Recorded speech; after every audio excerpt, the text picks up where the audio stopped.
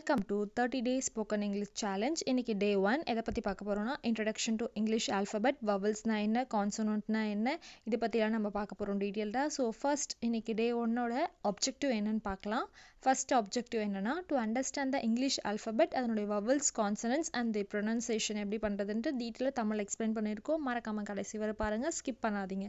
இப்போ தான் நீங்கள் நம்ம சேனல் ஃபர்ஸ்ட் டைம் பார்க்குறீங்கன்னா சப்ஸ்கிரைப் பண்ணிக்கோங்க, பக்கத்தில் இருக்க பெல் ஐக்கானையும் கிளிக் பண்ணிக்கோங்க. பார்ட் 1 த இங்கிலீஷ் ஆல்ஃபபெட்டில் மொத்தம் எத்தனை இருக்குன்னா எத்தனை வார்த்தைகள் இருக்குது அப்படின்னு பார்த்தோன்னா 26 லெட்டர்ஸ் இருக்குது. So English has 26 letters. So அந்த என்ன லெட்டர்ஸ்ன்னு இப்போ பார்க்கலாம் வாங்க. A, B, C, D, E, F, G, H, I, J, K, L, M, N, O, P, Q, R, S, T, U, V, W, X, Y, Z.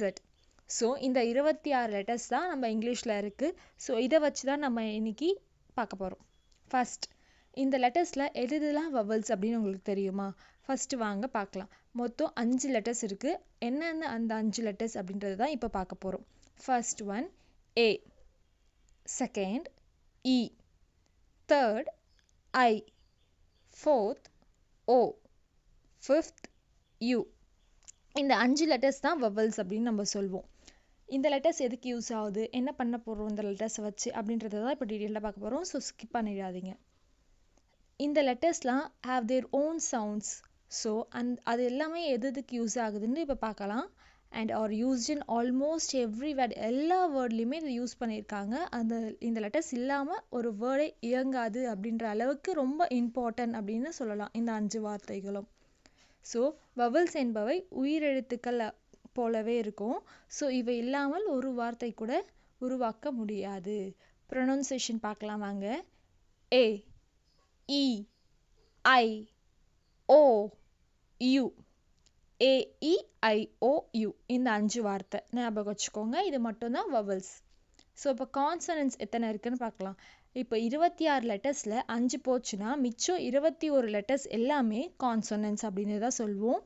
அந்த letters உங்களுக்கு நான் இப்போ ஸ்க்ரீனில் டிஸ்பிளே பண்ணுறேன்.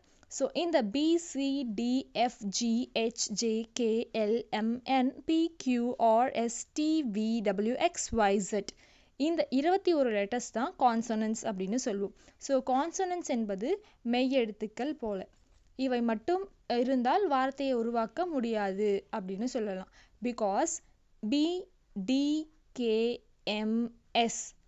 ஸோ இது எல்லாமே தனித்தனியாக இருக்கு இல்லையா? ஸோ இதை நீங்கள் ஆட் பண்ணிங்கன்னா ஒரு வேர்டாக ஃபார்ம் ஆக முடியாது. இது கூட ஒரு வவல் சவுண்ட்ஸ் வந்தால் தான் உங்களால் அது என்ன பண்ண முடியும்னா ஒரு வேர்டை அதை உருவாக்க முடியும் அப்படின்னு சொல்லலாம். ஸோ ஃபர்ஸ்ட் ப்ராக்டிஸ் செக்ஷன் பார்க்கலாம். இப்போ பார்ட் 4. ஸோ இப்போ நம்ம ரீட் அண்ட் ப்ரொனவுன்ஸ் பண்ண போகிறோம். இப்போ நான் சொல்லுவேன், அதை நீங்கள் திருப்பி சொல்லணும். ஓகேவா? Repeat. Okay. A for apple, apple. B for ball, ball. C for cat, cat. D for dog, dog. E for elephant, elephant.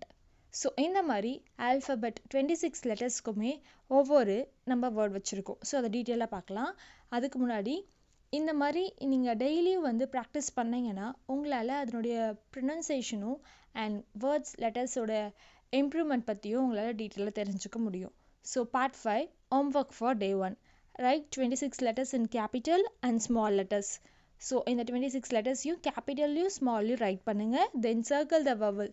Vowel இப்போ நீங்கள் எழுதுன அந்த லெட்டர்ஸில் எது வவல்ஸ்ன்னு சொல்லிட்டு ஃபைண்ட் அவுட் பண்ணி சர்க்கிள் பண்ணிவிட்டு கீழே எழுதுங்க வவல்ஸ்ன்னு சொல்லிட்டு. ஸோ எழுதிட்டு மிச்சம் இருக்க கான்சனண்ட்டையும் எடுத்து எழுதுங்க. Say the alphabet 3 times out. So லவுடாக எவ்ரிடே இந்த ஆல்ஃபபெட்டை நீங்கள் சவுண்டாக ப்ரொனவுன்ஸ் பண்ணி சொல்லி பாருங்கள். மறக்காமல் எது வவல்ஸ்ன்னு சொல்லிட்டு ஐடென்டிஃபை பண்ண முடியுமா அப்படின்றத நீங்கள் ட்ரை பண்ணணும் டெய்லியும். ஸோ ப்ரொனவுன்சியேஷன் டிப்ஸ் என்னென்னா, ஸோ ஃபர்ஸ்ட் நீங்கள் என்ன பண்ணுறீங்கன்னா, நீங்கள் இப்போது எழுதிட்டிங்கன்னு வச்சுக்கோங்களேன். எழுதி முடிச்சுட்டு வவல்ஸ் ஐடென்டிஃபை பண்ணி முடிச்சாச்சு. இப்போ அதை ப்ரொனவுன்ஸ் பண்ணி பாருங்கள். ப்ரொனவுன்ஸ் பண்ணி முடிச்சதுக்கப்புறம் ஒரு வார்த்தையை எழுதி அதுக்கேற்ற இப்போ A for apple, B for ball அப்படின்னு இருக்கு இல்லையா, அந்த மாதிரி எழுதி அதை ப்ரொனவுன்ஸ் பண்ணி பாருங்கள். ஸோ இது எல்லாமே உங்களுக்கு ரொம்ப ரொம்ப யூஸ்ஃபுல்லாக இருக்கும். மறக்காமல் ரிப்பீட் பண்ணி பாருங்கள். இப்போது நம்ம டே 1ஓட அப்ஜெக்டிவ் 2 பற்றி பார்க்க போகிறோம். ஸோ அதை பார்க்குறதுக்கு முன்னாடி நீங்கள் இன்னும் நம்ம சேனலை சப்ஸ்கிரைப் பண்ணலைன்னா மறக்காமல் சப்ஸ்கிரைப் பண்ணிக்கோங்க. இப்போ நம்ம எதை பற்றி பார்க்க போகிறோம்னா பார்ட் 2. ஸோ இந்த பார்ட் 2ல் எதை பற்றி பார்க்க போகிறோம்னா நம்ம பேசிக்காக ஒரு சென்டென்ஸ் ஸ்ட்ரக்சர் எப்படி ஃபார்ம் பண்ணுறது அப்படின்றத பற்றி தான் நம்ம இப்போ பார்க்க போகிறோம். So how English sentence are form எப்படி ஃபஸ்ட்டு உருவாகுதுன்னு பார்க்கலாம். அதுக்கோட ஃபார்மில் வந்து subject plus verb plus object இது 3 தாங்க.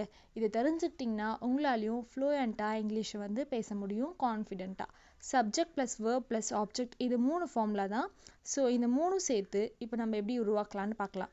ஒரு சாதாரண ஆங்கில வாக்கியம் இப்படி தான் இருக்கும். ஸோ அதனால் சப்ஜெக்ட் இருந்தால் சப்ஜெக்ட் எதை பற்றி பேசப்படும்? பொருள், பேசப்படுகிறவர். ஸோ இப்போ நான் பேசுகிறேன்னா இப்போ நான் ஒரு சப்ஜெக்ட் அப்படின்னு சொல்லலாம். வேர்ப்னா நடத்தும் செயல். என்னென்ன செயல் நடக்குதோ அது எல்லாமே வேர்பில் வரும். ஆப்ஜெக்ட் செயலுக்கேற்ப புணர்வது. ஸோ இது 3 தாங்க. இது டீட்டெயிலாக இப்போ தமிழில் எக்ஸ்பிளைன் பண்ணியாச்சு. இப்போ நம்ம அதை எப்படி ஃபார்ம் பண்ணலான்னு பார்க்கலாம். ஃபர்ஸ்ட், நான் அரிசி சாப்பிடுகிறேன். நான்ன்றது ஐ அப்படின்னு சொல்லலாம் இங்கிலீஷில். அரிசினா ரைஸ். சாப்பிடுகிறேன் அப்படின்றத என்ன சொல்லலாம்னா ஈட் அப்படின்னு சொல்லலாம்.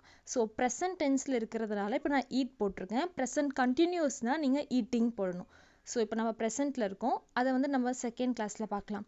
ஸோ ஃபஸ்ட்டு நான் அரிசி சாப்பிடுகிறேன் அப்படின்றத ஐ ஈட் ரைஸ் சொல்லியாச்சு. இது எப்படி நான் தமிழில் மட்டும் நான் அரிசி சாப்பிடுகிறேன் அப்படின்னு சொன்னேன். இங்கிலீஷில் எப்படி நான் ஐ ஈட் ரைஸ்ன்னு சொன்னேன். ஸோ இங்கே தான் அந்த ஃபார்முலா யூஸ் ஆகுது. Subject plus verb plus object. Subject வந்து நான், அரிசின்னு சொன்னோம் பார்த்தியா, அது வந்து ஆப்ஜெக்ட். இங்கே சாப்பிடுகிறேன் அப்படின்றது வந்து வேர்ப். ஸோ அதனால் ஐ ஈட் ரைஸ் அப்படின்னு வருது. செகண்ட் ஒன், அவன் கிரிக்கெட் விளையாடுகிறான். இதில் வந்து எது சப்ஜெக்ட்? அவன்றது சப்ஜெக்ட். எஸ். கிரிக்கெட்ன்றது ஆப்ஜெக்ட். விளையாடுகிறான் அப்படின்றது வந்து verb. So he plays cricket அப்படின்னு வரும். நெக்ஸ்ட் ஒன், அவள் புத்தகங்களை படிக்கிறாள். அவள் புத்தகங்களை படிக்கிறாள் அப்படின்றத வந்து இங்கிலீஷில் ஷீ ரீட்ஸ் புக்ஸ். ஸோ இது சொல்லிட்டோம். இதில் எது சப்ஜெக்ட், வேர்ப், ஆப்ஜெக்ட்? அவள்ன்றது சப்ஜெக்ட். புத்தகங்களை அப்படின்றோம் இல்லையா, அது வந்து இங்கே வந்து ஆப்ஜெக்ட். படிக்கிறாள்ன்றது verb. So subject plus verb plus object. She reads books. புரிஞ்சுதா? ப்ராக்டிஸ் பண்ணுங்க இப்போது. நான் தண்ணீர் குடிக்கிறேன். I drink water. They watch TV. அவர்கள் டிவி பார்க்கிறார்கள். We speak English. நாங்கள் ஆங்கிலம் பேசுகிறோம். இந்த வார்த்தையை டெய்லியும் நீங்கள் ப்ராக்டிஸ் பண்ணி பாருங்கள். ஸோ உங்களுக்கு ஒரு கான்ஃபிடென்ட் வரும். ஸோ இந்த டே 1ஓட இந்த செக்ஷனோட ஹோம்ஒர்க்ஸ்லாம் நோட் பண்ணிட்டீங்கன்னு நினைக்கிறேன். ஆல்ரெடி நம்ம சொன்னோம், capital letter, small letters, alphabet எழுதுங்க. அதில் வெர்பல் சர்க்கிள் பண்ணுங்கள். அண்ட் அதை வந்து நீங்கள் வேர்ட்ஸ் கூட எப்படி கனெக்ட் பண்ணி பேசுகிறதுன்னு பாருங்கள். தென் அது கூட அடிஷ்னலாக இப்போ சென்டென்ஸ் பார்க்கலாம். 3 simple sentence using the structure subject plus verb plus object. இந்த சப்ஜெக்ட், வேர்ப் ப்ளஸ் ஆப்ஜெக்டை வச்சு நீங்கள் சென்டென்ஸை மேக் பண்ணி அதை ப்ராக்டிஸ் பண்ணுங்கள். நீங்கள் ஃப்ரேம் பண்ண சென்டென்ஸை வந்து இங்கே கீழே கமெண்ட் பண்ணுங்கள். நீங்கள் கரெக்டாக பண்ணியிருக்கீங்களா இல்லையான்ட்டு நான் உங்களுக்கு எக்ஸ்பிளைன் பண்ணுறேன். தேங்க்யூ.